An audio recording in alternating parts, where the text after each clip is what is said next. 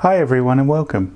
If you're new here, I'm Andrew, a hobbyist photographer based in Adelaide, South Australia. My channel is all about photography. For my returning viewers, welcome back. It's good to see you again. Today I'm going to share some practical tips and tricks to help you capture amazing photos on your next visit to the zoo and take your shots from this to this.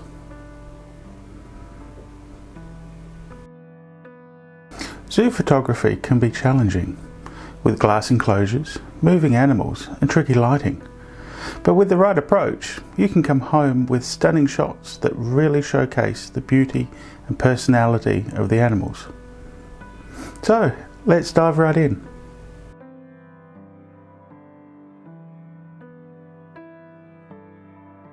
First up, preparation. Before you head out, think about your gear. Here's what I recommend. A DSLR or mirrorless camera with a good autofocus system is ideal, but a high quality compact or even a smartphone with manual controls can work too. Zoom lenses are your best friend at the zoo. Something in the 70 to 300mm range gives you the flexibility to capture animals from a distance without disturbing them. If you don't have a zoom, a fast prime lens like a 50mm f1.8 can work well in good light. The lens that you use will depend on your preferred photographic style. If you like wider shots that include the landscape, use a wide lens like a 24 to 70. If you prefer close-up portraits, use a longer lens such as a 200 to 300mm. Bring extra batteries and memory cards. You'll be shooting a lot.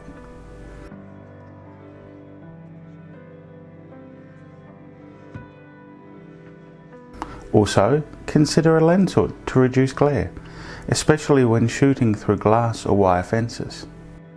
Remember to wear comfortable shoes and clothes suitable for the weather, since you'll be walking around and standing a lot. Timing can make a huge difference in zoo photography.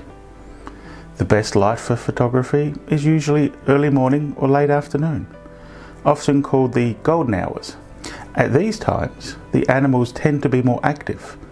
The light is softer and warmer and creates beautiful highlights and shadows. As an added bonus, the zoo is often less crowded, making it easier to find good spots for shooting.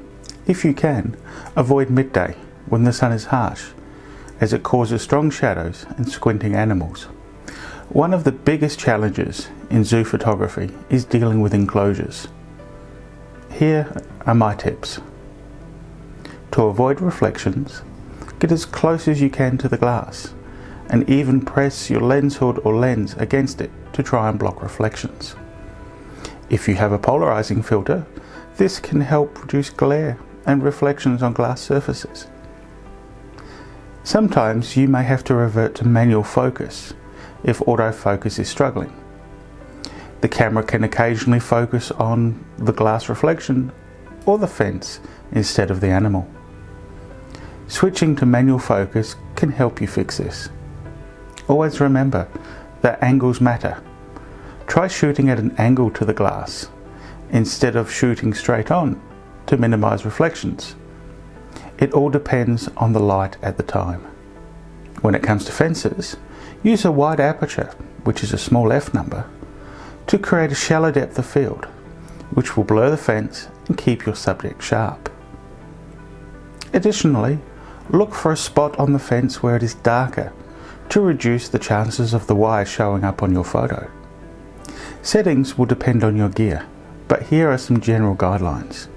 When it comes to shutter speed, remember that some animals can move quite fast. Use a fast shutter speed of at least 1/500th of a second or faster to help freeze motion. For very active animals, you may need to go faster still. For aperture, try and use a wide aperture somewhere between f2.8 and 5.6 to blur distracting backgrounds and help isolate your subject. Keep your ISO as low as possible for clean images, but don't be afraid to increase it in low light conditions to help maintain fast shutter speed. Use continuous or tracking autofocus to help keep moving animals sharp. And if your camera supports it, shoot in burst mode to help increase the chances of you capturing that perfect moment. Great photos tell a story or show personality. Try and think about the following. One of the biggest things you can do is to try and get at eye level with the animal. This helps create a more intimate and engaging photo. Using the rule of thirds, place your subject slightly off center to create a balanced and dynamic composition. And sometimes, showing the animal in its habitat adds context and interest. Try and focus on details. Close-ups of eyes, paws, or texture can help create compelling images. And here is one of the times where the old golden adage, patience is a virtue, definitely pays off.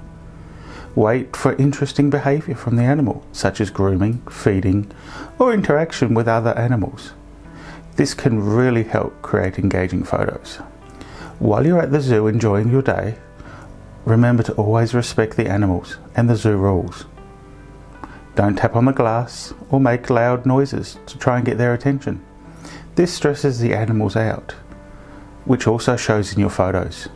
When available, use a zoom lens rather than trying to get physically close and disturbing their personal space. And always try and be mindful of other visitors. Don't block the pathways or exhibits. Remember, they're trying to enjoy their zoo experience as well. After your shoot, editing your photos can really help bring them to life. Look at cropping for impact. You may need to tighten your composition slightly.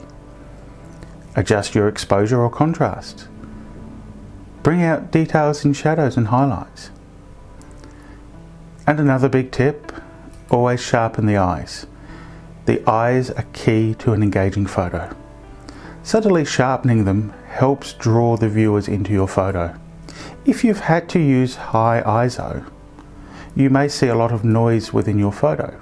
Noise reduction tools such as the inbuilt Lightroom tools or Topaz Denoise can help you remove this. If you're shooting with auto white balance, you may need to adjust your white balance if your photos look too warm or too cool. Thanks so much for watching today. I hope these zoo photography tips help you capture amazing animal shots on your next visit.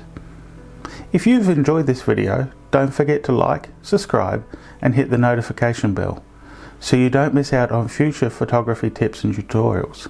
And if you have any questions or your own zoo photography tips you'd like to share, please drop them in the comments below.